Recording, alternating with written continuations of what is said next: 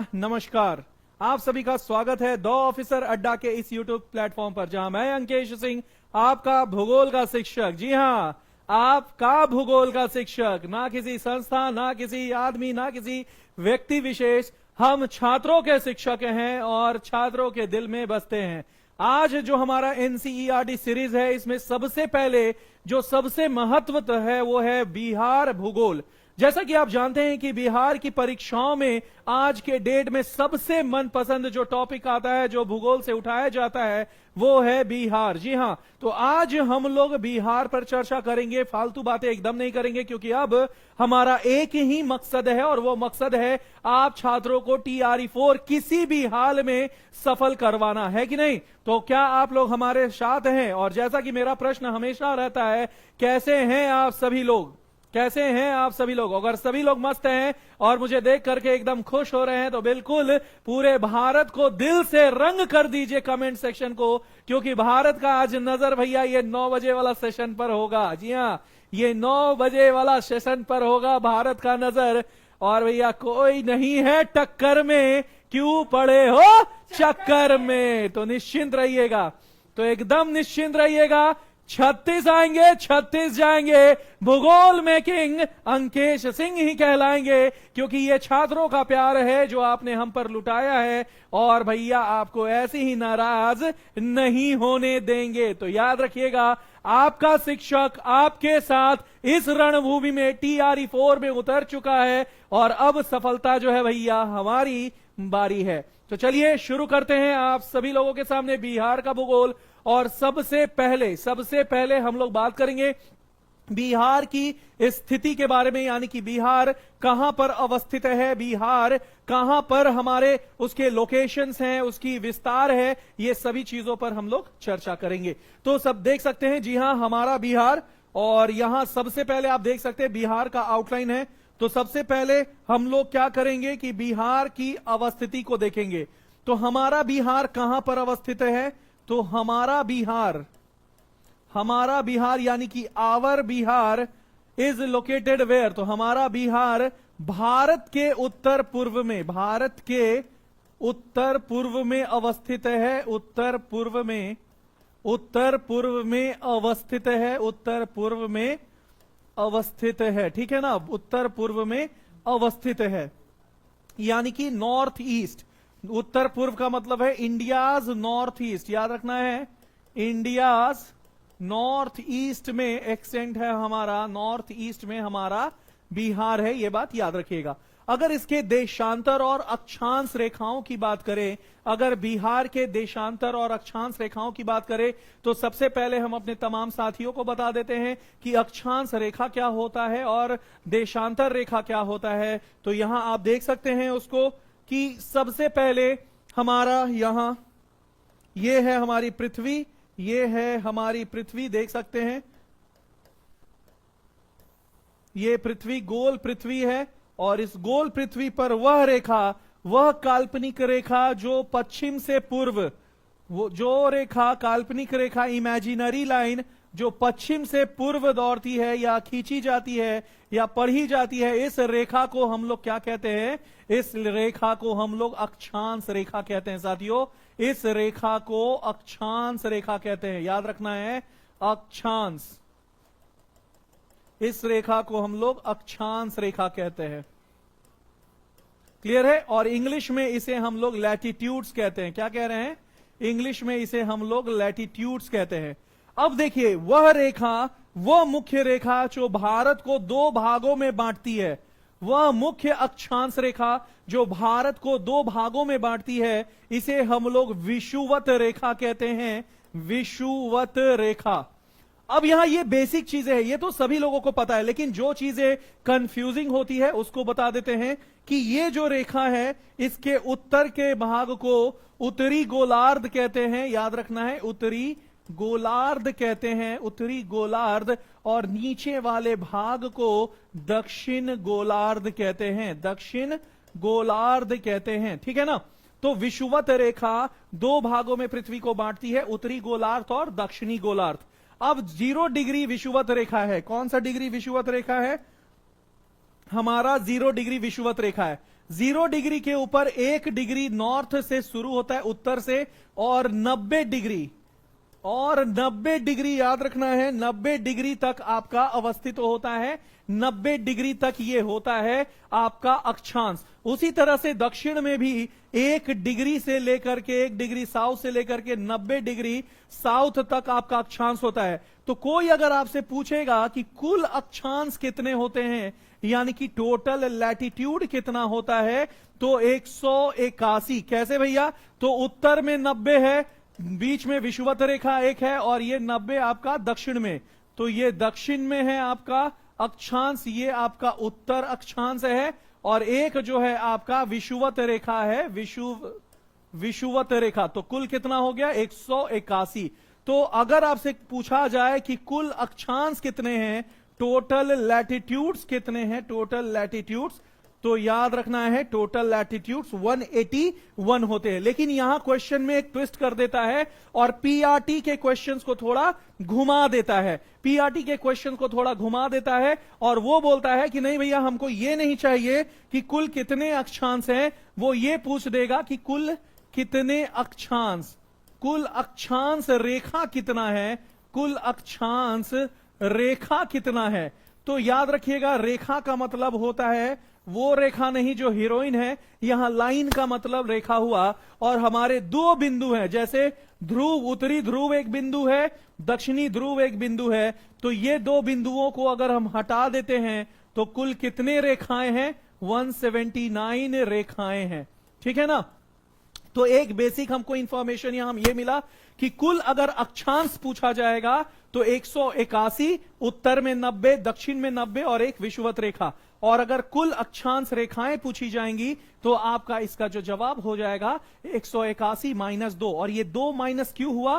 क्योंकि आपका उत्तरी ध्रुव और दक्षिणी ध्रुव बिंदु है, ठीक है ना, तो बिंदु रेखाएं नहीं होती हैं, इसलिए 179।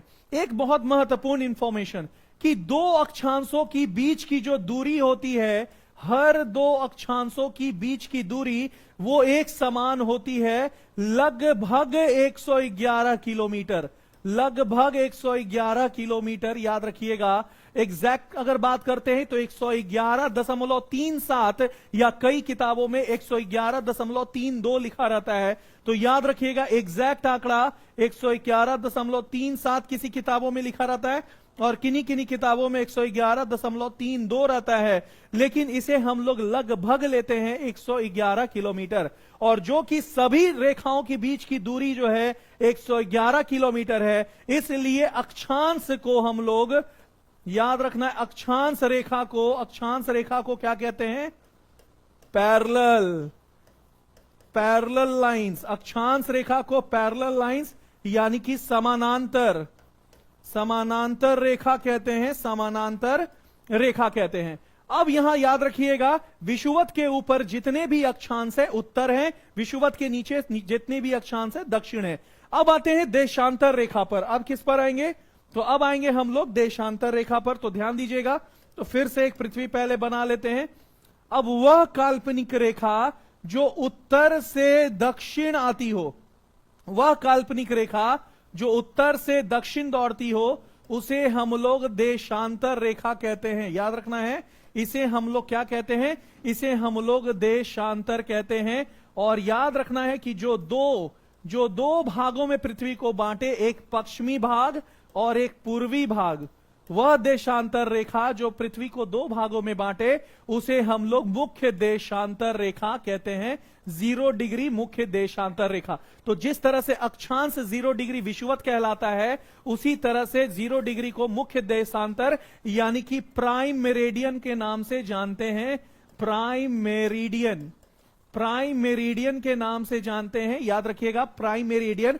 अब यहां एक लॉजिक है। लॉजिक क्या है कि आपका जो पश्चिम में कुल अक्षांशों की जो देशांतरों की संख्या है वो कुल 180 है।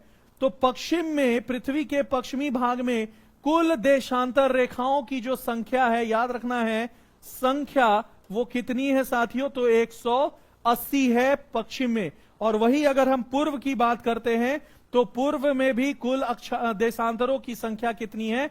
तो कुल देशांतरों की संख्या साथियों आपकी पूर्व में भी पूर्व में भी याद रखना है, पूर्व में भी देशांतरों की संख्या कितनी है, देशांतरों की संख्या। तो याद रखना, देशांतर का मतलब यहां क्या होता है, लॉन्गिट्यूड्स। देशांतर को यहां हम लोग लॉन्गिट्यूड्स कह रहे हैं, या इसे इंग्लिश में मेरिडियंस भी कहते हैं, याद रखिएगा। तो देशांतरों की संख्या कितनी है, 180 plus 180 which is equal to 360। तो अगर आपसे पूछा जाए कि कुल कितने देशांतर रेखाएं हैं, जी हां 36 आएंगे, 36 जाएंगे। भूगोल में मार्क्स अंकेश सिंह दिलाएंगे। और जब तक आप छात्रों का हमारा साथ है भैया, हमें कोई भी तस से मस हिलाने वाला नहीं। और हमें पता है कि बहुत लोग मुझे देख रहे हैं, तो आप सभी लोगों को धन्यवाद कि आपने मुझे इस काबिल समझा कि आज मैं इस मुकाम पे हूं। तो आंखें जो है, आंसू जो है अब अंगारा बन गए हैं, और अंगारे जो है अब ज्ञान से निकल रहे हैं। तो मस्त पढ़ाएंगे, दिलकश पढ़ाएंगे, और ऐसा पढ़ाएंगे भैया कि 36 आएंगे, 36 जाएंगे, फिर भी किंग तो किंग अंकेश सिंह ही कहलाएंगे। जी हां, तो आप देख सकते हैं कि देशांतर रेखाओं की बात कर रहे थे। अब यहां एक सवाल आता है कि आखिर किस कारण से देशांतर रेखा और आपका अक्षांश रेखा महत्वपूर्ण है। तो बहुत लोग पूछते हैं कि सर आखिर हम लोग अक्षांश रेखाओं को और देशांतर रेखाओं को क्यों पढ़ते हैं। तो आप लोग एक शब्द सुने होंगे। सबसे पहले हम काल्पनिक रेखा जो पश्चिम से पूरब दौड़ती है उसे बना लेते हैं। तो ये आपका अक्षांश रेखा है, जिसे हम लोग समानांतर रेखा या संपूर्ण चक्र भी कहते हैं। क्लियर है। और ये आपकी क्या हो जाएगी, ये हो जाएगी आपकी देशांतर रेखा। अब जब देशांतर रेखाओं को हम देख रहे हैं, ये जिस तरह से दौड़ रहे हैं, आखिर इसका इस्तेमाल क्या है। तो इसका इस्तेमाल, ये जो बॉक्स बन रहा है, ये है आपका लोकेशन फाइंड आउट करने के लिए। इन दो रेखाओं की हम लोग पढ़ाई करते हैं। यानी कि किसी भी क्षेत्र की अगर अवस्थिति अगर हमें पहचाननी हो, जाननी हो, तो याद रखिएगा इसकी अवस्थिति जो है वो आपके कितने हो जाएंगे, वो आपके ग्रिड कहलाएंगे। तो आखिर क्यों हम लोग देशांतर और अक्षांश रेखा पढ़ते हैं। तो हम लोग देशांतर और अक्षांश रेखा इसलिए पढ़ते हैं क्योंकि किसी भी क्षेत्र की अवस्थिति पता चले। तो यहां इसे हम लोग क्या कहते हैं, ग्रिड कहते हैं। इस अक्षांश और देशांतर रेखाओं की जो जुगलबंदी है, इसे हम लोग ग्रिड करते हैं। और ग्रिड का भूमिका होता है किसी भी क्षेत्र का लोकेशन फाइंड करना। लेकिन बिहार में सर आपने इतने डिटेल में अक्षांश रेखा और देशांतर रेखाओं को क्यों पढ़ाया।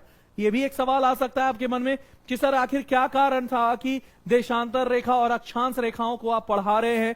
तो उसके पीछे कारण है, उसके पीछे कारण है। तो जैसे कि मान लीजिए यहां हमारा भारत है, ये हमारा, मान लीजिए ये हमारा भारत है, ठीक है ना, ये हमारा भारत है, ठीक है, ये भारत है। तो हमारा भारत में अभी हम लोग क्या पढ़ रहे हैं, तो भारत में अभी हम लोग पढ़ रहे हैं साथियों बिहार के बारे में। तो ये वाला स्थान कौन है, ये वाला स्थान बिहार है, ये वाला स्थान बिहार है। तो अगर हम लोग देखें, अगर हम लोग देखें अवस्थिति, तो लगभग हमारा जो है ये मान लीजिए विषुवत रेखा है। मान लीजिए कि ये आपका विषुवत रेखा है, थोड़ा नीचे हो गया है लेकिन कोई बात नहीं, ये हमारा विषुवत रेखा है। तो विषुवत रेखा के उत्तर में हमारा भारत पड़ता है। तो अगर भारत उत्तर में पड़ता है तो बिहार में जितने भी अक्षांश गुजरेंगे, बिहार से जितने भी अक्षांश गुजरेंगे वो सारे उत्तरी अक्षांश कहलाएंगे, सारे उत्तरी अक्षांश। और बिहार से जितने देशांतर रेखाएं गुजरेंगी, बिहार से जितनी देशांतर रेखाएं गुजरेंगी, ये सारे आपकी पूर्वी देशांतर रेखाएं कहलाएंगी, पूर्वी देशांतर रेखाएं। तो ये मेन मतलब था आपको पढ़ाने के लिए कि आखिर पूर्वी देशांतर रेखा और पश्चिमी देशांतर रेखा में क्या अंतर है। और तो जब भी बिहार की अवस्थिति की बात की जाएगी आप इसको याद रखिएगा। अब आते हैं मेन बिहार में, अब आते हैं मेन बिहार में। तो बिहार का जो सबसे उत्तरोत्तम बिंदु है उसका नाम क्या है, तो बिहार का उत्तरोत्तम बिंदु जो है ये पश्चिम चंपारण है, ये पश्चिम चंपारण है, याद रखिएगा पश्चिम चंपारण है। क्लियर है। और बिहार का जो सबसे दक्षिणी जिला है, ये दक्षिण जिला कौन है, गया। तो गया हमारा दक्षिण जिला है बिहार का, दक्षिण जिला बिहार का, नोट्स बना लीजिएगा। तो दक्षिण जिला बिहार का, ठीक है ना। और याद रखना है ये जो है उत्तरोत्तम जिला है, उत्तरोत्तम याद रखना है, उत्तरोत्तम जिला बिहार का, अब आते हैं पश्चिमी जिला में। तो पश्चिमी जिला, बिहार का पश्चिमी जिला, याद रखना है, बिहार का पश्चिम जिला जो है ये और कोई नहीं, ये कैमूर है, ये कैमूर है। और बिहार का पूर्वोत्तम, बिहार का, जी हां। और जैसा कि आप जानते हैं कि कैमूर से हमारे साइंस के भव्य शिक्षक जो पूरे बिहार में फेमस हैं, केसरी सर, ये कैमूर से ही आते हैं। जी हां, समझ रहे हैं ना? तो भैया दिल तो बनता है केसरी सर के नाम पे, हमें फर्क नहीं पड़ता। ये जो 689 और 680 और ये जो 900,000 व्यू है, ये हमारे अपने हैं, ये हमारे अपने हैं। ये शेयर करके नहीं बुलाया गया है भैया, ये शेयर करके नहीं बुलाया गया है, ठीक है ना? तो निश्चिंत रहिएगा, ये हमारे अपने हैं। जिनको शेयर करना है करते दे दीजिए, जिनका व्यू बढ़ाना है बढ़ाने दीजिए। भैया जो ओरिजिनल है ओरिजिनल है। तो पूर्वोत्तम बिंदु का बात कर रहे हैं, पूर्वोत्तम बिंदु का बात कर रहे हैं, पूर्वोत्तम बिंदु। तो याद रखिएगा, भारत का जो पूर्वोत्तम बिंदु है वो और कौन है? तो किशनगंज, किशनगंज है। और कल से एनसीईआरटी सीरीज के कुछ ऐसे क्वेश्चंस लेकर के आएंगे कि आप जो है भौचक्का रह जाइएगा कि सर आखिर ये कब आप संभाले हुए थे, कहां रखे हुए थे कि पहली बार एनसीईआरटी के सीरीज में आप ऐसा चीज लेकर के आ रहे हैं। तो बिल्कुल आपके लिए लेकर के आ रहे हैं, बिल्कुल जुड़ना ना भूलिएगा कल। तो आप देख सकते हैं कि ये आपका पूर्वोत्तम और पश्चिमी जिला है। अब अक्षांश रेखा की बात करते हैं। तो अक्षांश रेखा में अगर बात करें तो ये 27 डिग्री 31 मिनट 15 सेकेंड, याद रखना है 31 मिनट 15 सेकेंड है। और ये कहां पड़ता है? उत्तर। और वही अगर गया की बात करेंगे तो गया 24 डिग्री 10 दूनी क्या होता है? 20। तो 10 दूनी 20, तो 20 मिनट 10 सेकेंड उत्तर हो जाएगा। और अगर कैमूर की बात करेंगे तो 83 1950, तो 83 डिग्री 19 मिनट 50 सेकेंड पूरब है। और वहीं अगर हम बात करते हैं किशनगंज की तो ये 88 डिग्री 17 मिनट 40 सेकेंड पूर्व पड़ता है। तो ये हमारा अक्षांशीय और देशांतरीय विस्तार है हमारे बिहार का। अब हम लोग बात करते हैं एकदम सामान्य रूप से बिहार के आकार का, बिहार के आकार का। सर अभी ऑफिस ठीक है ना, निश्चिंत रहना है।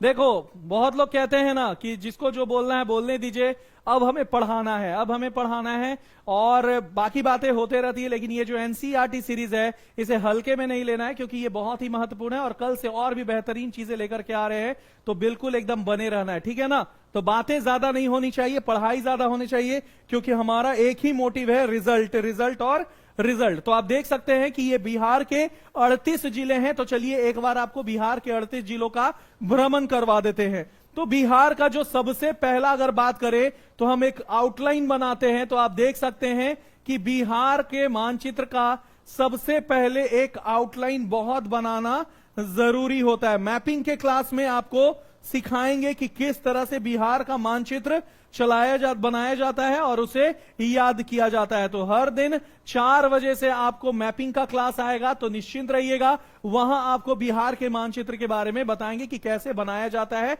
और याद किया जाता है। अभी भी केवल देखिए कि बिहार, तो बिहार में सबसे पहला जो हमारा जिला है वो बिहार की राजधानी और कोई नहीं, पटना है। तो बिहार की राजधानी पटना, जी हां, मैं पटना का निवासी हूं, प्रॉपर पटना मेरा घर है। तो याद रखिएगा, पटना जो है एकदम बिहार के दिल में बीचों बीच आपका अवस्थित है। अगर पटना के बाद बात करें तो एक रेखा हम ऐसे खींचते हैं, एक रेखा ऐसे खींचते हैं। अब यहां देखिए, बी से भोजपुर, बी से भोजपुर तो बी से बक्सर, बी से भोजपुर तो बी से बक्सर। देखिए कितना साधारण तरीका से याद करवा रहे हैं, बस ये देखिएगा, बी से भोजपुर तो बी से बक्सर, तो एस से सारण तो एस से सिवान, हाँ या ना? तो बी से भोजपुर, बी से बक्सर, एस से सारण, एस से सिवान। और फिर आप देख सकते हैं कैमूर, हमारे केसरी सर का घर ये है। उसके बाद रोहतास, तो कहते हैं ना कुमार, तो कुमार का के आर, कैमूर रोहतास एक साथ लिखा जाता है। उसके बाद यहां हो जाएगा गोपालगंज और ये आपका पश्चिमी चंपारण। जी हां, अब देखिए पटना के नीचे ध्यान से देखिएगा, ध्यान से देखिएगा, यहां आपका मानचित्र ही भैया गलत है। यहां पहली बार ऐसा हुआ है कि मानचित्र ही गलत है। तो यूं ही नहीं, ज्योग्राफी किंग अंकेश सिंह कहते हैं कि भैया इंटरनेट का मानचित्र भी गलत कर देते हैं हम। तो यहां आप देख सकते हैं जहानाबाद यहां होगा, जहानाबाद यहां होगा और यहां अरवल होगा, अरवल होगा। तो यह मानचित्र भी आपका गलत है, याद रखिएगा। तो अरवल, ए से अरवल, ए से औरंगाबाद, एकदम सिंक्रोनाइजेशन देखिएगा। ए से अरवल, ए से औरंगाबाद, फिर जहानाबाद, गया, न से नालंदा, न से नवादा। तो बहुत ही शानदार क्रोनोलॉजी है। ए से अरवल, ए से औरंगाबाद, जहानाबाद, गया, और फिर न से नालंदा, न से नवादा। और ऊपर देखिएगा वैशाली, वैशाली से अब देखिए पटना, पटना से या तो आप जेपी सेतु पुल पार करते हैं गंगा को, या तो महात्मा गांधी से पार करते हैं गंगा को। तो पटना से दो पुल है, एक जेपी सेतु है, एक जेपी सेतु, या तो फिर एक महात्मा गांधी सेतु है, याद रखना है महात्मा गांधी सेतु।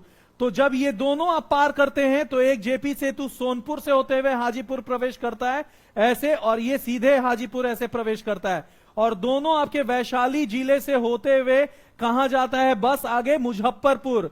और मुजफ्फरपुर सेंटर में कई लोग हमारे इंतजार कर रहे हैं। जी हां, तो याद रखना है कि पूरे भारत में आपके अलग अलग जगहों पर द ऑफिसर अड्डा के जो ब्रांच खुल रहे हैं, बहुत लोग जो हैं अपना हाथ हमारे ओर बढ़ाए हैं और बोले हैं कि भैया बस निश्चिंत रहो, हम हैं। तो बस इसी के लिए धन्यवाद सभी लोगों का। तो मुजफ्फरपुर, मुजफ्फरपुर के बाद आपका मोतिहारी, मोतिहारी यानी कि पूर्वी चंपारण, और पूर्वी चंपारण से बस एक बेतिया चला जाएगा पश्चिम चंपारण, और एक रक्सौल से होते हुए नेपाल को चला जाएगा। तो ये रास्ता है अगर आप मोतिहारी जाना चाहते हैं तो, मोतिहारी जाना चाहते हैं तो याद रखिएगा इंग्लिश मीडियम में भी लेकर के आएंगे, डोंट वरी, इंग्लिश मीडियम में भी लेकर के आएंगे, डोंट वरी, ठीक है ना। अब देखिए समस्तीपुर, दरभंगा, मधुबनी, ये एक आपका प्रॉपर मिथिलांचल एरिया है, जिसे हम लोग मेन मिथिलांचल भूमि कहते हैं ना। तो मेन मिथिलांचल भूमि यही है, और दरभंगा जो प्रमंडल है उसका खास ये है, दरभंगा, समस्तीपुर, मधुबनी, ये आपका मेन। और इसके बीच में आपका सीतामढ़ी हो गया, और पूर्वी चंपारण सीतामढ़ी के बीच में शिवहर हो गया। बस आपको दिखा रहे कहां कौन है। देखिए बेगूसराय, बेगूसराय की बहन लखीसराय, दोनों एक दूसरे के ऊपर नीचे है। तो बेगूसराय, लखीसराय, और यहां अगर नीचे की बात करते हैं जो झारखंड से सीमा बनाते हैं, झारखंड से, वो आपका औरंगाबाद, गया, नवादा, रोहतास, फिर जमुई, बांका, भागलपुर और कटिहार। और कटिहार की बात करें तो ये पश्चिम बंगाल से भी सीमा बनाती है, पश्चिम बंगाल, पूर्णिया भी पश्चिम बंगाल, और किशनगंज भी पश्चिम बंगाल। यानी कि अगर क्वेश्चन आएगा कि बिहार के कुल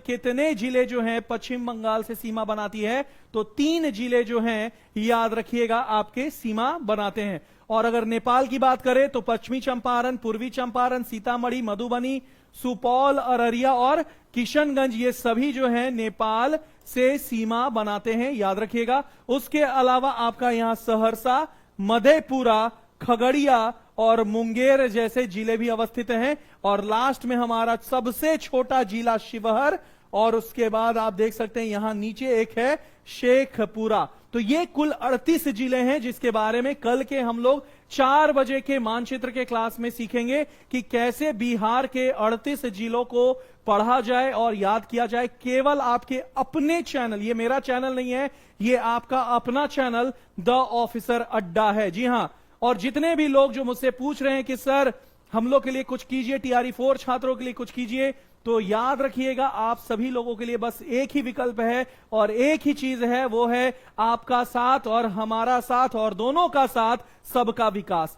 तो आज ही आइए, मुसल्लापुर सेंटर में ओल्ड प्लेटफॉर्म हमारा सेंटर है, और वहां ऑफलाइन जो है एडमिशन शुरू हो गए हैं। बम्पर ओपनिंग के साथ आज एडमिशन हुआ है। जो भरोसा बच्चों ने मुझ पर दिखाया, मेरे टीम पर दिखाया है, ये बहुत ही बड़ी बात है। और ऑफिसर अड्डा इस बार परचम लहराने वाला भैया कोई नहीं है टक्कर में, क्यों पड़े हो झूठ सच के चक्कर में, है कि नहीं? जिसके दम पे हम थे भैया, हम थे, वो तो कहीं और चले गए, है कि नहीं? तो निश्चिंत रहिएगा, रिजल्ट जो है अब की बार 100% होगा। सफलता सीरीज जो है हम लोग जल्द ही लाने वाले हैं। सफलता सीरीज कॉपी कर लेना भाई साहब। तो सफलता सीरीज हम लोग लेकर के आ रहे हैं। तो बस इसी के साथ जो है आगे हम लोग बढ़ते हैं कि बिहार में और क्या। तो बिहार के 38 जिलों के बाद अब बिहार के आकार की बात करेंगे, बिहार की आकार के बारे में। तो चलिए बात करते हैं बिहार का आकार। बिहार का आकार का बात करते हैं, बिहार का आकार। तो बिहार जो है याद रखिएगा, इसके कुल क्षेत्रफल कितने हैं? तो बिहार का कुल क्षेत्रफल जो है याद रखना है, कुल क्षेत्रफल 94,163 वर्ग किलोमीटर है। 94,163 वर्ग किलोमीटर है। और इसका कुल याद रखना है, इस क्षेत्रफल के साथ, किसके? इस क्षेत्रफल के साथ बिहार भारत का कौन सा राज्य है? तो बिहार भारत का 12वां सबसे बड़ा राज्य है। बिहार भारत का 12वां सबसे बड़ा राज्य है। सबसे बड़ा राज्य, 12वां सबसे बड़ा राज्य है, याद रखना है, 12वां सबसे बड़ा राज्य है। और आपको अभी क्रोनोलॉजी भी दिखाएंगे कि 12 राज्य वो कौन है और किस कारण से बिहार 13 के पोजीशन से 12 के पोजीशन पर आ गया, याद रखिएगा।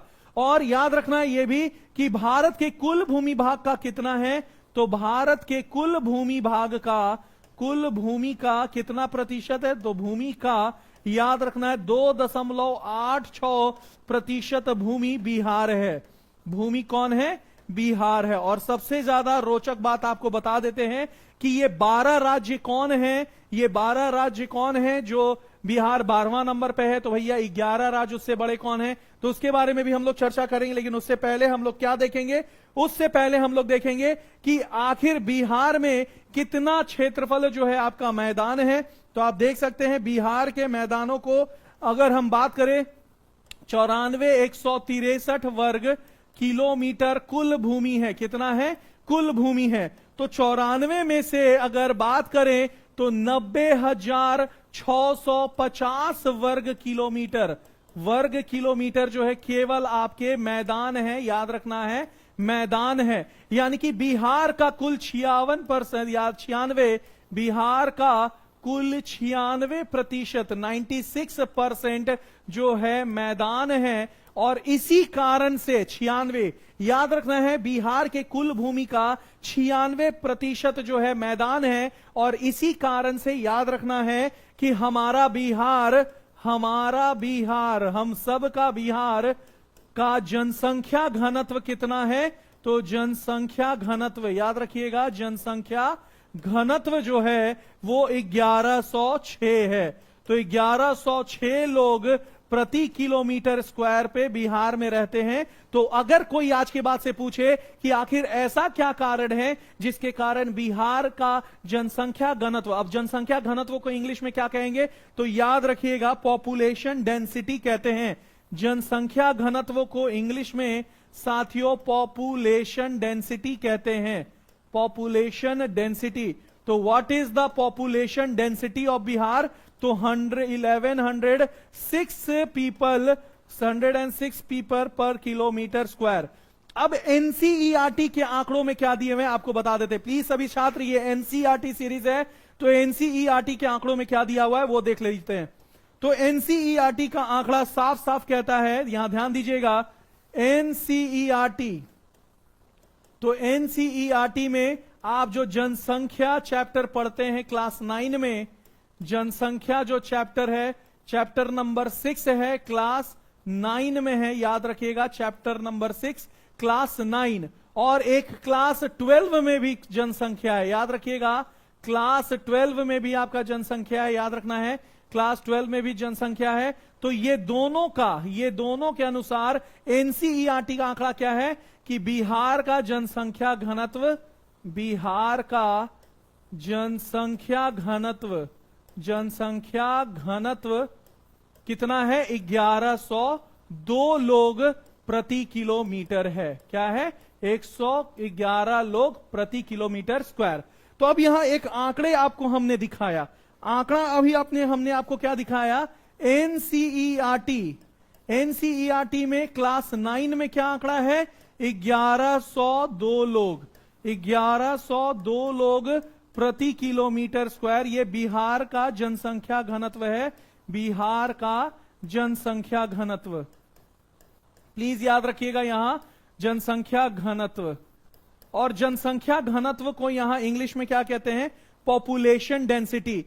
तो what is the population density of Bihar, तो population density of Bihar is as per population density of Bihar, population density of Bihar याद रखिएगा, as per NCERT class 9 1102, as per NCERT of higher classes ये भी आपका 1102 लोग प्रति किलोमीटर स्क्वायर। लेकिन एज पर सेंसस यानी कि जनगणना के अनुसार, जनगणना के अनुसार, जनगणना के अनुसार यानी कि अगर बात करें as per census, as per census government of India census 111 याद रखना है 1106 लोग प्रति किलोमीटर स्क्वायर जो है जनसंख्या घनत्व है। अब देखिए, अब आपको हम बताते हैं, क्योंकि तमाम छात्र मुझे देख पा रहे होंगे जो कहीं ना कहीं किसी ना किसी से हमें कंपेयर कर रहे होंगे। तो ऐसे ही नहीं कोई Bihar KGF geography king Ankesh Singh 36 आएंगे 36 जाएंगे बोल देता है। अरे भैया उसके पीछे कारण है, क्योंकि हमने अपने अंतर आत्मा दे दिया है छात्रों को, हमने अपना पूरा जीवन छात्रों पे समर्पित कर दिया है। दिन रात जितना वो नहीं पढ़ते हैं जगते हैं उतना हम उसके लिए मेहनत करते हैं, तब जाकर के ज्योग्राफी किंग अंकेश सिंह कहलाते हैं। तो याद रखिएगा ये आंकड़े हमने क्या दिए, क्लास 9 के, यानी कि हमने पूरी किताब पढ़ी होगी, ये हमने दिया क्लास 12 के, ये हमने पढ़ा होगा, ये जनगणना सेंसस के अनुसार। यानी कि एक शिक्षक को हर आंकड़ा तभी पता हो सकता है जब वो खुद को अपडेट रखता है। इसलिए कहते हैं भैया कोई नहीं है टक्कर में, क्यों पड़े हो चक्कर में, समझे। अब यहां एक और उदाहरण देते हैं, जैसे कि अगर आप बात करिएगा 2023 से 2024, 2023 से 2024 का एनसीईआरटी बुक का अगर आप बात करते हैं, यानी कि पुराना वाला बात का अगर बुक करते, पुराना बुक का अगर बात करते हैं, तो इसमें रेलवे जोन याद रखिएगा, क्लास 10 में, क्लास 10 के एनसीईआरटी में कितना रेलवे जोन है, तो याद रखिएगा रेलवे जोन की बात करते हैं तो रेलवे जोन जो है आपका 16 संख्या दिया हुआ था। क्लास 12 में कितना आंकड़े दिया हुआ था, तो क्लास 12 में आपका रेलवे जोन जो है ये भी 16 दिया हुआ था। इसलिए आपके जो TRE 3 में क्वेश्चन आया था, याद रखिएगा यहां साथियों, TRE 3.0 में जो भूगोल से क्वेश्चन आया था, भूगोल में उसमें जब रेलवे जोन की बात की गई थी, यानी कि रेलवे जोन की बात की गई थी, रेलवे जोन, तो इसमें क्या आंकड़ा दिया गया था, तो आंसर था 16। लेकिन अभी भी जो शिक्षक अपने आप को अपडेट नहीं किए हैं, जो हर दिन अपने आप को अपडेट नहीं रखते हैं, वो कभी भी यूट्यूब पर खड़ा होकर के नहीं बोल पाएंगे कि 36 आएंगे 36 जाएंगे। हम क्यों बोलते हैं ये आपको बताते हैं, क्योंकि ये आंकड़ा 2023-24 के एनसीईआरटी बुक का था, लेकिन फिर हमने अपने आप को अपडेट किया 2024-25 के बुक से, यानी कि जो अभी रीसेंट एनसीईआरटी है, रीसेंट एनसीईआरटी न्यू बुक की बात कर रहे हैं, न्यू बुक की बात कर रहे हैं। अब इसमें पहले हमने एनसीईआरटी पुराना और नए वाले को मिलाया, दोनों को मिलाया, तो रेलवे जोन की अगर बात करते हैं तो नए वाले एनसीईआरटी में क्लास 10 में कितना है, तो क्लास 10 के बुक में रेलवे जोन की संख्या 17 है। रेलवे जोन की संख्या क्या कर दिया, अपडेट कर दिया। यानी कि याद रखिएगा नए वाले एनसीईआरटी क्लास 10 के किताब में 2024-25 की किताब में रेलवे जोन को अपडेट कर दिया, 17 कर दिया। लेकिन आज भी अगर एनसीईआरटी क्लास 12 की बात करते हैं, एनसीईआरटी क्लास 12 की बात करते हैं, तो इसमें आज भी आंकड़े कितने हैं, तो इसमें आज भी रेलवे जोन कितना है, याद रखिएगा आज भी रेलवे जोन जो है इसमें 16 ही है। लेकिन विडंबना वाली बात यह नहीं है कि क्या है, 16 है या 17 है। विडंबना वाली बात यह है कि जब आप किसी साधारण जब आप किसी साधारण किताब को फॉलो करते हो, जब मार्केट में 100 प्रकार के जो पब्लिकेशन है, 50 रुपए, 100 रुपए, 150 रुपए, जब उसको आप फॉलो करते हो तो उसमें आपको रेलवे जोन की संख्या क्या मिलेगी? तो यह सबसे बड़ी विडंबना है कि वो अन्य किताबों में, याद रखना है, अन्य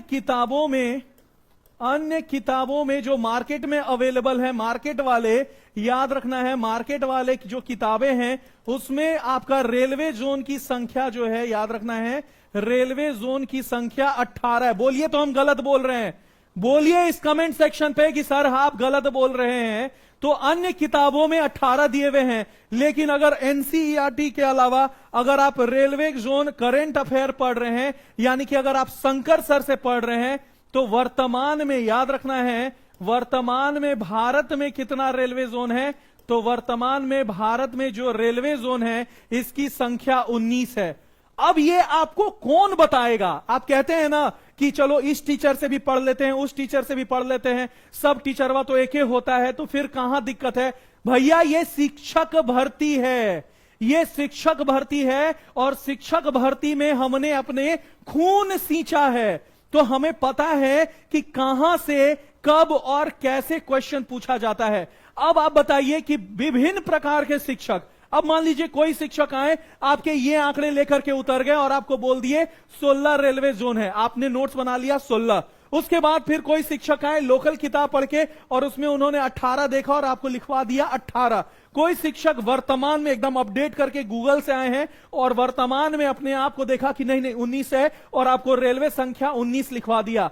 लेकिन नए किताबों में जो आंकड़े हैं जो हाल में पब्लिश हुए हैं उसमें है क्लास 10 में 17। अब पीआरटी वाले को ऑप्शन में क्या आएगा? 15, 16, 17, 18। तो वो क्या टिक करेंगे? गलती से एक से अधिक टिक कर देंगे। क्यों? क्योंकि उनकी गलती नहीं है, क्योंकि उनके शिक्षकों ने अलग अलग आंकड़े दिए हैं।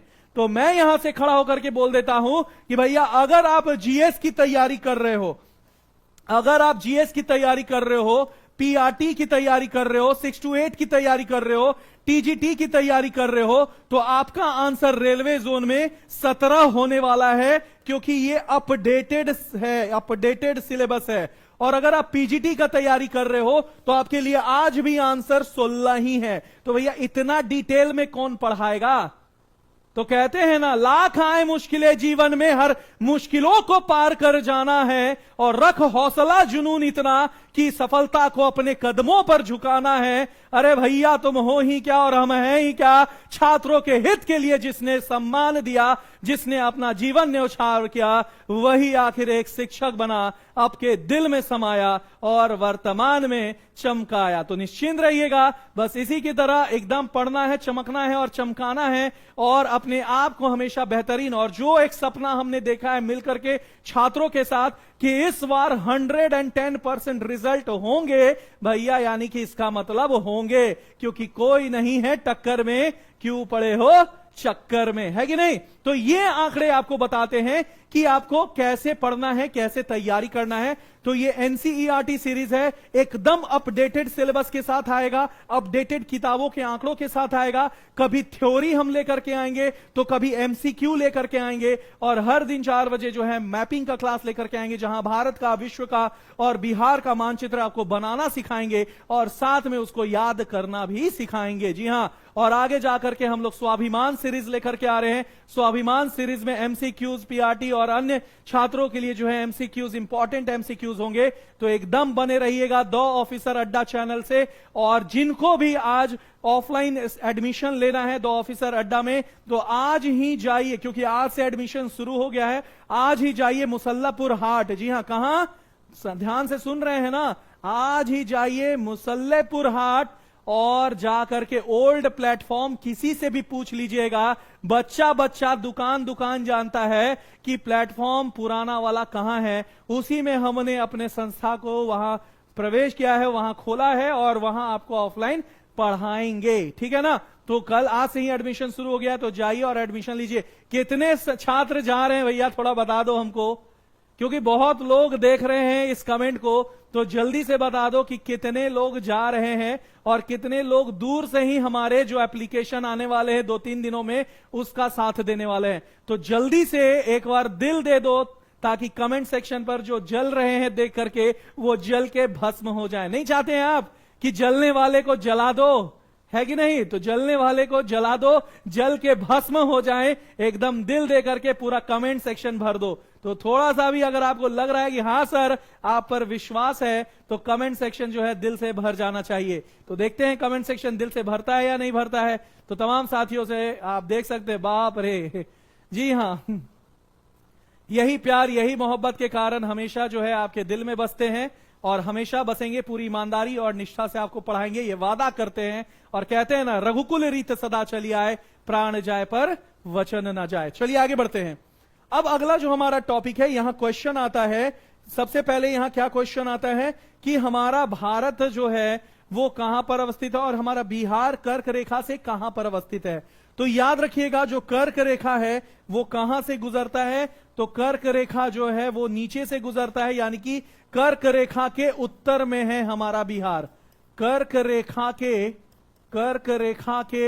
उत्तर में, कर्क रेखा के उत्तर में हमारा बिहार, उत्तर में हमारा बिहार अवस्थित है। तो हमारा बिहार जो है कहां पर अवस्थित है, तो बिहार अवस्थित है।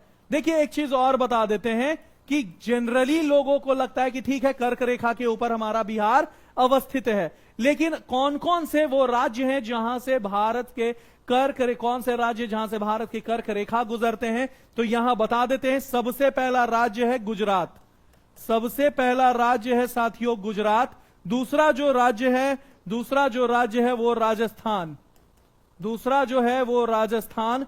तीसरा जो है साथियों वो है मध्य प्रदेश, तीसरा जो है मध्य प्रदेश, याद रखना है। चौथा जो है आपका यहां देख सकते हैं छत्तीसगढ़। जी हां, 36 आएंगे, 36 जाएंगे। भूगोल में मार्क्स अंकेश सिंह ही दिलाएंगे, ही मतलब समझ रहे हैं ना? जी हां, समझते रहिए। और अगला है फिर झारखंड, झारखंड। और फिर है आपका त्रिपुरा, त्रिपुरा। और फिर है आपका मिजोरम, मिजोरम। तो इसमें एक क्वेश्चन आ सकता है। तो ये तो बेसिकली सब जानते हैं कि सर ठीक है ये राजस्थान, मध्य प्रदेश, त्रिपुरा, मिजोरम, झारखंड, छत्तीसगढ़ इससे गुजरती है। कुछ ऐसा बताइए जो कोई और नहीं बताता हो। आखिर द ऑफिसर अड्डा को ही फॉलो क्यों करे, ऑफिसर अड्डा के ज्योग्राफी टीचर को ही क्यों फॉलो करे, अंकेश सिंह को ही क्यों फॉलो करे, बिहार केजीएफ को ही क्यों फॉलो करे। तो चलिए कुछ ऐसे आंकड़े देते हैं जो कहीं और आप नहीं देखते हो जनरली। तो जो कि आप देख सकते हैं, सुने होंगे कि हमारा सारा वीडियो जो भैया किसी ने उड़ा दिया है, मेरा सारा वीडियो किसी ने उड़ा दिया। मुझे यह समझ में नहीं आता है कि ठीक है दुश्मनी अगर किसी की मुझसे हो सकती है, एक शिक्षक की शिक्षक से हो सकती है, इसमें बच्चों का क्या दोष था। बच्चे तो बेचारे इतने मेहनत से, गरीब परिवार जो हैं, गरीब परिवार के बच्चे यही फ्री यूट्यूब के वीडियो देख देख कर अपना एग्जाम क्लियर करते थे, अपना तैयारी करते थे, नोट्स बनाने थे। तो इस बच्चों से क्या दुश्मनी थी कि हमारा वीडियो को डाउन कर दिया गया, प्राइवेट कर दिया गया। तो हमें ये चीज समझ में नहीं आती है, ये मानसिकता मुझे समझ में नहीं आई और भैया कभी समझ में भी नहीं आएगी। लेकिन तुम घबराना मत मेरे भारत के भविष्य, तुम घबराना मत मेरे बिहार के छात्र। उससे भी कई गुना अगर अधिक एक महीने के अंदर अगर हमने वीडियो आपको नहीं दे दिया ना, तो हमारा भी नाम बिहार केजीएफ नहीं।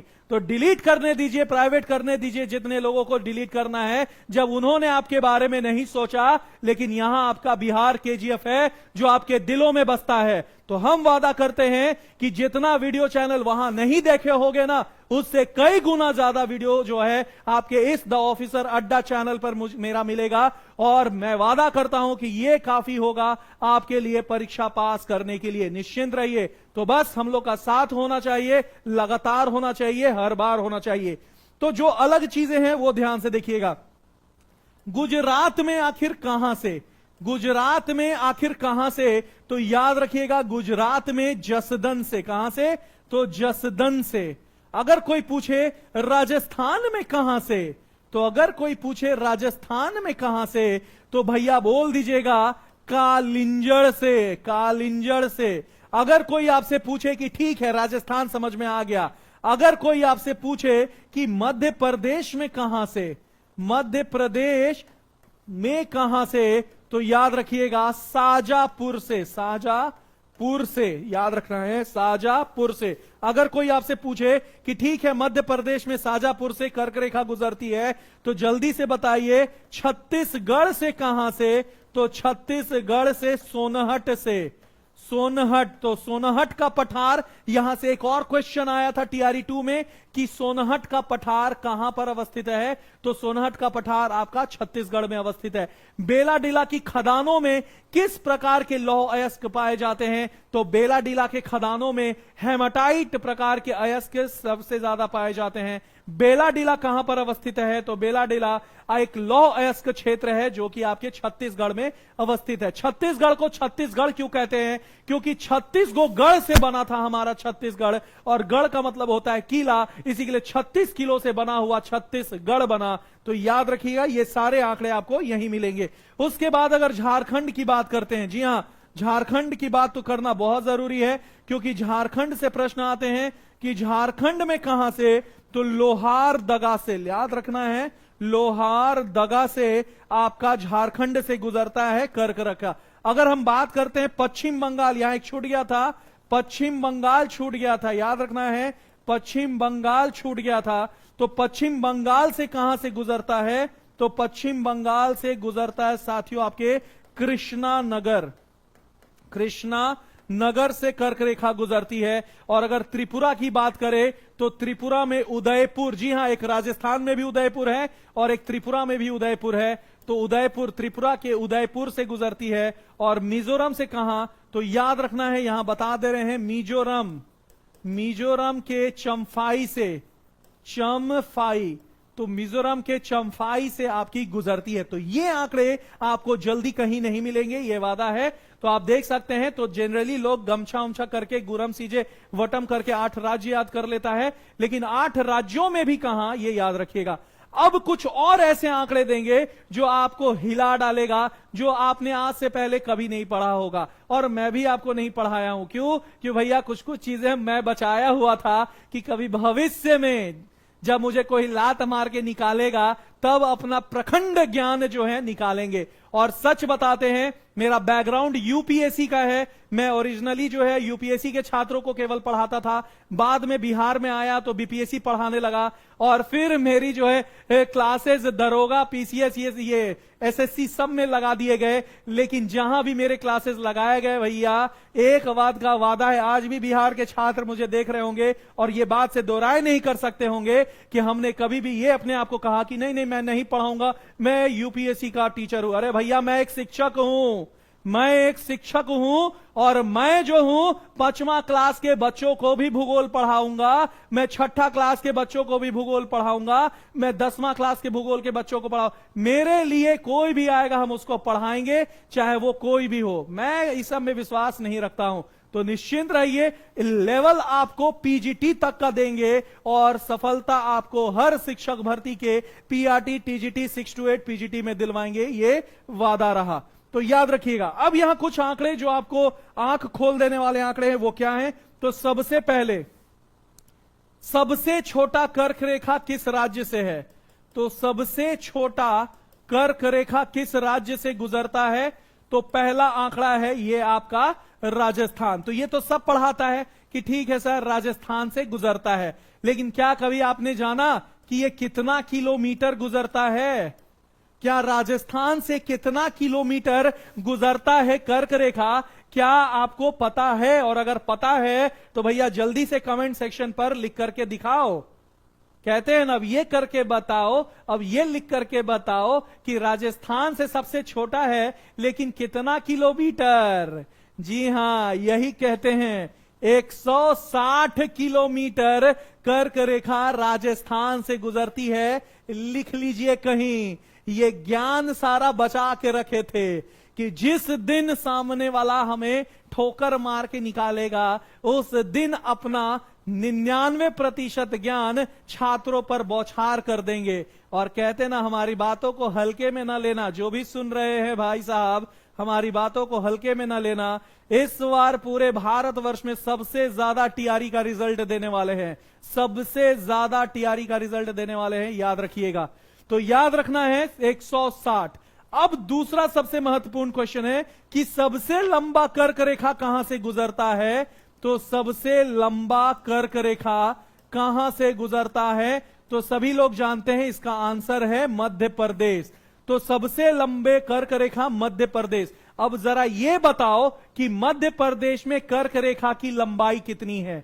मध्य प्रदेश में कर्क रेखा की लंबाई कितनी है, यह बताओ मुझे कमेंट सेक्शन पर। मेरे भारत के भविष्य, जो कौन है मेरा अर्जुन जो ये बताएगा कि मध्य प्रदेश से कितनी लंबी कर्क रेखा गुजरती है, मध्य प्रदेश से कर्क रेखा की लंबाई कितनी है, जल्दी से बताइएगा मेरे प्यारे भारत के भविष्य, मेरे आने वाले भविष्य के शिक्षक, जल्दी से बताइएगा। तो इसका आंसर है मध्य प्रदेश में 1450 किलोमीटर लंबा कर्क रेखा गुजरता है। 1450 किलोमीटर। जी हां, यूपी में गंगा की लंबाई उतना ही है, यूपी में गंगा की लंबाई उतनी ही है जितना मध्य प्रदेश से कर्क रेखा गुजरता है। तो इसी से आप रट सकते हैं कि यूपी में गंगा की लंबाई 1450 किलोमीटर है और इतना ही लंबा जो है कर्क रेखा मध्य प्रदेश से गुजरता है। तो आंकड़े अब आपको याद हो गए। जी हां, जो आप गुजरात 1214 कह रहे हैं वो भारत की सबसे लंबी तटीय सीमा रेखा, याद रखना है, भारत की सबसे लंबी तटीय सीमा रेखा। तो गुजरात का तट सबसे लंबा है भारत में, और इस तट का, तो इसके ऊपर हम लोग आएंगे, नेक्स्ट क्लास में आएंगे, लेकिन अभी हम लोग आगे। तो 1450 मध्य प्रदेश में। तो कैसा लग रहा है भैया, दिल दे दो यार, क्योंकि अभी नया नया ऑफिसर अड्डा पे हम खड़े हुए हैं, मुझे नहीं पता है, बस जितने भी लोग बोले बस यही बोले, सर आंसू पोंछ लीजिए, सितारा चमकने वाले हैं। तो भैया दिल से तो दिखाओ कि हां तुम लोग मेरे साथ हो, क्योंकि बहुत लोग इस सेशन को देख रहे होंगे, वो देख रहे होंगे, वो चाह रहे होंगे कि कितना जल्दी आदमी जो है गिर जाए नीचे। तो भैया दिखाओ। और हम केवल एक व्यक्ति विशेष को नहीं कर रहे, बहुत सारे ऐसे लोग हैं जो मुझे देखना चाहते हैं वे गिरते हुए।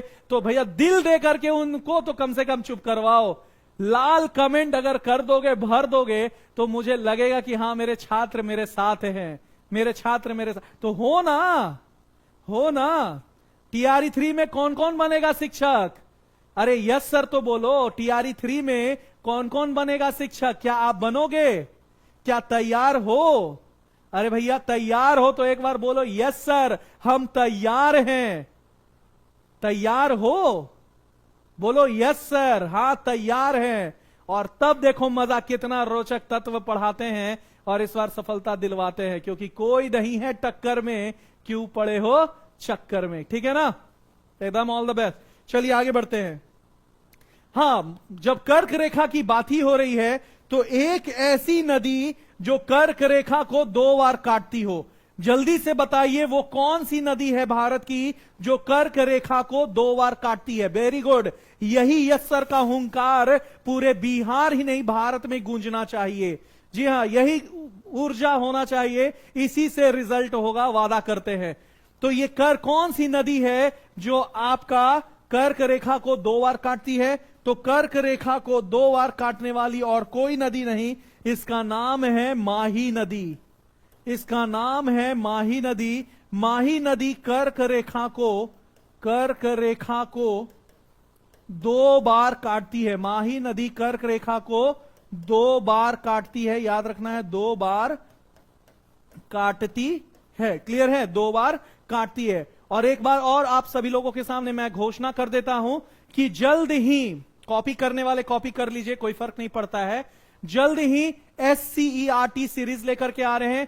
SCERT class 6, SCERT class 7, SCERT class 8, SCERT class 9, SCERT class 10, और वो भी याद रखिएगा एकदम डिटेल में।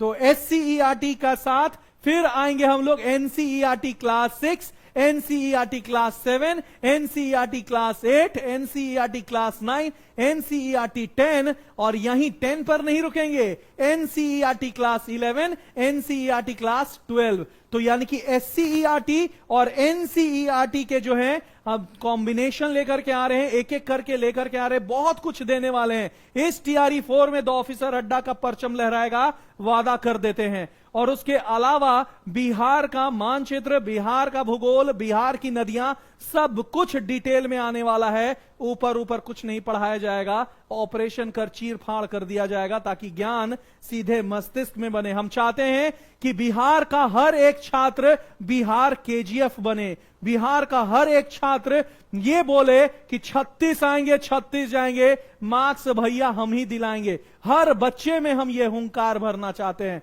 तैयार रहिए हमारे साथ। अगला देखिए, यहां अगर हम बात करें कि कौन सी नदी जो है, याद रखना है कौन सी नदी। यहां तो हमने माही नदी की बात कर ली, अब बात करते हैं कि ये आपका अफ्रीका है। ये कौन सा महाद्वीप से? तो ये आपका अफ्रीका है, ठीक है ना। ये आपका अफ्रीका है, ध्यान से देखिएगा यहां, ये आपका अफ्रीका है, ठीक है ना। अफ्रीका, ये आपका अफ्रीका है। अफ्रीका इकलौता ऐसा महादेश है, याद रखना है, अफ्रीका इकलौता ऐसा महाद्वीप है जहां से 3 मुख्य अक्षांश रेखाएं गुजरती हैं। सबसे पहला कर्क रेखा, दूसरा आपका विषुवत रेखा और तीसरा मकर रेखा। तो याद रखिएगा, पहला कर्क रेखा गुजरती है, दूसरा आपका विषुवत रेखा गुजरती है, विषुवत रेखा, और तीसरा जो है आपका मकर रेखा गुजरती है। साथियों देखिए, यहां एकदम ध्यान दीजिएगा सभी लोग। तो ये आपका याद रखना है, तो अफ्रीका इकलौता ऐसा महाद्वीप है जहां से 3 अक्षांश महत्वपूर्ण रेखाएं और एक देशांतर रेखा गुजरती है। क्या गुजरती है? एक देशांतर रेखा गुजरती है। तो ये 0 डिग्री जो है ये मुख्य देशांतर रेखा है, मुख्य देशांतर रेखा, याद रखना है, मुख्य देशांतर रेखा। देखिए, हम चाहते तो सीधे माही नदी और फलाना नदी ढेकाना नदी करके हम आगे बढ़ सकते थे, लेकिन हम चाहते हैं जो टॉपिक पे जाएं उसको इतना अच्छा से पढ़ ले कि आपका रिजल्ट सुनिश्चित हो जाए। तो सबसे पहले हमने यहां क्या पढ़ा? हमने यहां पढ़ा कि कर्क रेखा को 2 बार काटने वाली भारत की माही नदी थी, भारत की माही नदी, याद रखना है, भारत की माही नदी। दूसरा क्वेश्चन आता है कि विषुवत रेखा को 2 बार काटने वाली अफ्रीका की कांगो नदी है। कौन सी नदी है? कांगो नदी है, कांगो नदी। और कांगो नदी को ही हम लोग ज़ैरे नदी भी कहते हैं, ज़ैरे नदी, याद रखना है, कांगो नदी का पुराना नाम ज़ैरे नदी। याद रखिएगा, कांगो नदी जो है ये क्या करती है? तो कांगो नदी आपकी, याद रखना है, कांगो नदी जो है विषुवत रेखा को 2 बार काटती है, विषुवत रेखा को 2 बार काटती है, 2 बार काटती है। इंग्लिश मीडियम वाले टेंशन नहीं लीजिए, अभी आपको इंग्लिश में भी बताएंगे, काटती है, ठीक है ना। यानी कि which one of the following river cuts equator twice? तो इक्वेटर को ट्वाइस काटने वाली नदी कांगो नदी है। Which of the following river cut tropic of cancer? कर्क रेखा को इंग्लिश में क्या कहते हैं? Tropic of cancer. तो ट्रॉपिक ऑफ कैंसर को काटने वाली, ट्वाइस काटने वाली, यानी कि 2 बार काटने वाली नदी कौन है? माही। तो माही को इंग्लिश में माही लिखिए, हिंदी में बराबर बात है। अब मकर रेखा को 2 बार काटने वाली, मकर रेखा को 2 बार काटने वाली, मकर रेखा को याद रखना है, मकर रेखा को 2 बार काटने वाली, 2 बार काटने वाली नदी कौन सी है? तो लिम्पोपो नदी। कौन सी नदी है? लिम्पोपो नदी है, ठीक है ना, लिम्पोपो नदी। तो ये आपका लिम्पोपो नदी है, याद रखिएगा, अफ्रीका में ही है लिम्पोपो नदी। अब देखिए, कांगो नदी के बारे में एक और विशेष बात आपको बता देते हैं, कांगो नदी के बारे में एक और विशेष बात बता देते हैं, और वो ये है कि कांगो नदी विश्व की सबसे गहरी नदी है। तो विश्व की सबसे गहरी नदी का मतलब समझ में आ रहा है ना? Deepest river in the world, deepest river in the world. तो डीपेस्ट रिवर, याद रखना है, deepest river in the world is Congo river. तो डीपेस्ट रिवर कॉन्गो रिवर कितना गहराई है? 220 मीटर। 220 मीटर गहराई है, गहराई याद रखना है, 220 मीटर गहराई है कॉन्गो नदी की। तो 220 मीटर गहराई आपकी है कॉन्गो नदी की, याद रखिएगा। अब आते हैं back to Bihar. Back to Bihar आते हैं तो आप देख सकते हैं यहां हमने क्या लिखा है। तो भौगोलिक दृष्टि, तो देशांतरीय विस्तार भारत का क्या है? तो ये हमारा बिहार है, 94,000, याद रखना है, बिहार के बारे में बात कर रहे हैं। तो 94,163 किलोमीटर स्क्वायर के साथ कुल क्षेत्रफल है। और बिहार में ये कहां से? तो 24 डिग्री 20 मिनट 10 से लेकर के 27 डिग्री 31 मिनट 15 सेकेंड उत्तरी अक्षांश है।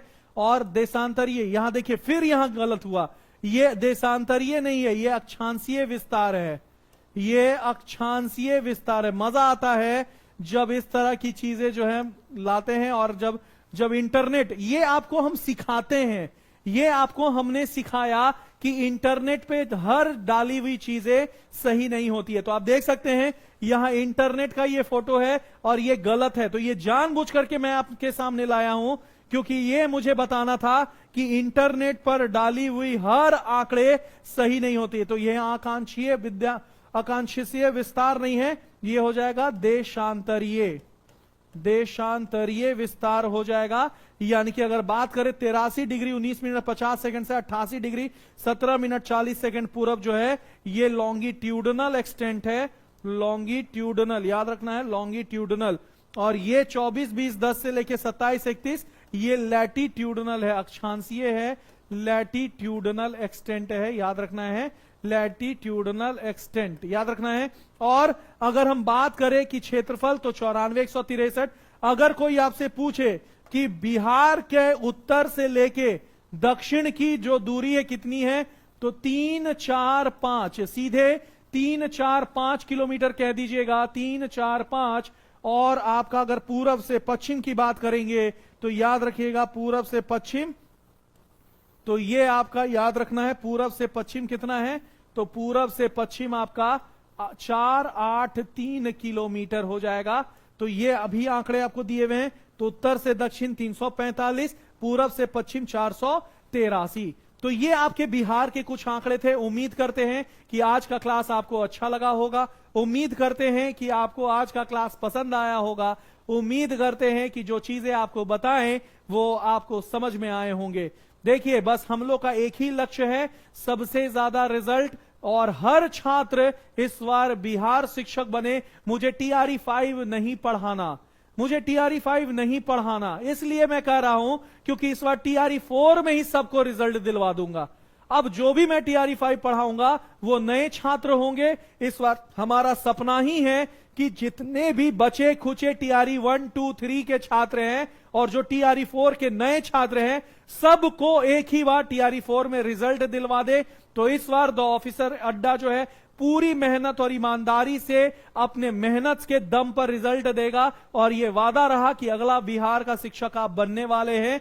तो बस अपने ऊपर कॉन्फिडेंस रखिएगा, अपने ऊपर भरोसा रखिएगा, क्योंकि हमारे स्वामी विवेकानंद जी कहे हैं कि जैसा तुम सोचते हो वैसा ही बनते हो। तो अगर पॉजिटिव सोचोगे पॉजिटिव बनोगे, निगेटिव सोचोगे निगेटिव बनोगे। तो मैं अंकेश सिंह, आपका भूगोल का शिक्षक, आपका बिहार KGF द ऑफिसर अड्डा के इस यूट्यूब चैनल से अब जाने की अनुमति लेता हूं।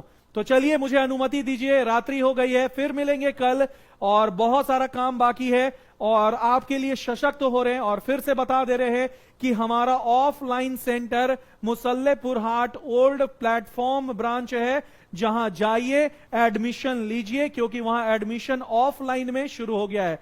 यूपी, झारखंड, MP और अन्य राज्यों के छात्र, बिहार के 38 जिलों के छात्रों को मैं आश्वासन देता हूं कि बस 2 से 3 दिन रुक जाइए, उसके बाद आपका एप्लीकेशन रेडी हो जाएगा। हमें जरा सा भी अंदाजा नहीं थी कि हमारे साथ ऐसा होगा, नहीं तो आपके लिए पहले से एप्लीकेशन बनवा के रखते। लेकिन अचानक से ऐसा हुआ और आप सभी जानते हैं कि एप्लीकेशन बनने में समय लगता है, इसलिए 2-3 दिन का मोहलत मांग रहे हैं। हाथ जोड़ करके विनती करते हैं, बस 2-3 दिन हमारा साथ दीजिए, रुक जाइए। बस आपके फोन देख करके मैं खुद भावुक हो जाता हूं और बस आपको एक ही आश्वासन देता हूं, बस 2-3 दिन रुकिए, एप्लीकेशन बन के रेडी हो जाएगा और आपका एडमिशन शुरू हो जाएगा, ठीक है ना। तब तक के लिए जय हिंद, जय भारत, जय बिहार। अंकेश सिंह का नमस्कार, गुड नाइट, शुभ रात्रि, जय हिंद, जय भारत, जय Bihar. Thank you so much.